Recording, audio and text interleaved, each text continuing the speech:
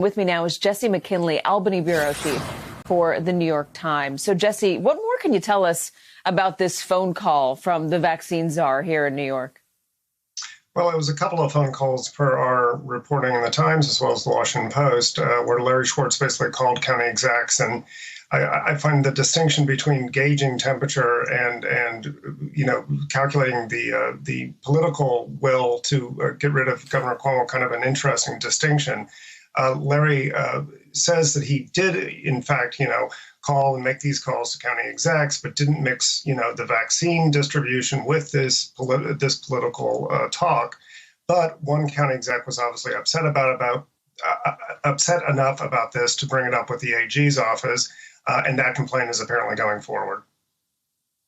I mean, given his position and what he is in charge of, that county executive was worried about not getting the same vaccine distribution. What has the governor's office said about this? And why would did the governor sanction a call from one of his top allies? Well, Larry Schwartz has been, in the inner circle for years and years. He used to be the top aide to Governor Cuomo back in his first term. The governor's office says that nothing inappropriate was done, that Larry Schwartz is a hardworking volunteer. In fact, had actually lived at the governor's mansion with Mr. Cuomo during a portion of this pandemic response.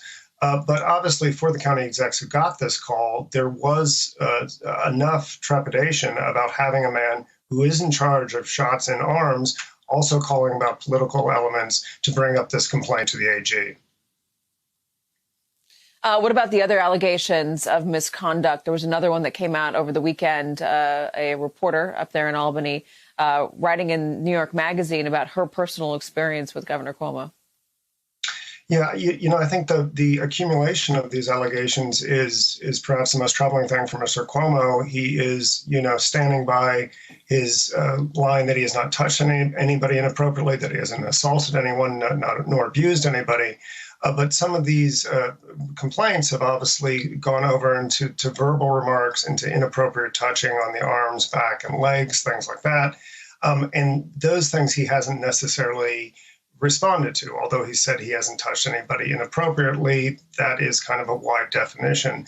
So in terms of specific answers, it's been difficult to get those from Mr. Cuomo because he hasn't really been doing a lot of media appearances. When he does do media appearances, they're on the phone, and he's limiting the number of questions just to 4 or 5. Very quickly, also with this survey that half of New Yorkers don't want him to resign, at least not yet. How much is that doing for the governor's bullish attitude towards not resigning? Well, I think it probably gave him some hope, but keeping in mind that same survey, the Siena poll, had a bad number for him in that only 34% of New Yorkers said that they would reelect him to a 4th term. So even if he survives this, next year may be a tough sled for him. Hey, thanks for watching our YouTube channel. You should know that you can follow today's top stories and breaking news and catch up on your favorite MSNBC shows all in one place. Download the NBC News app today.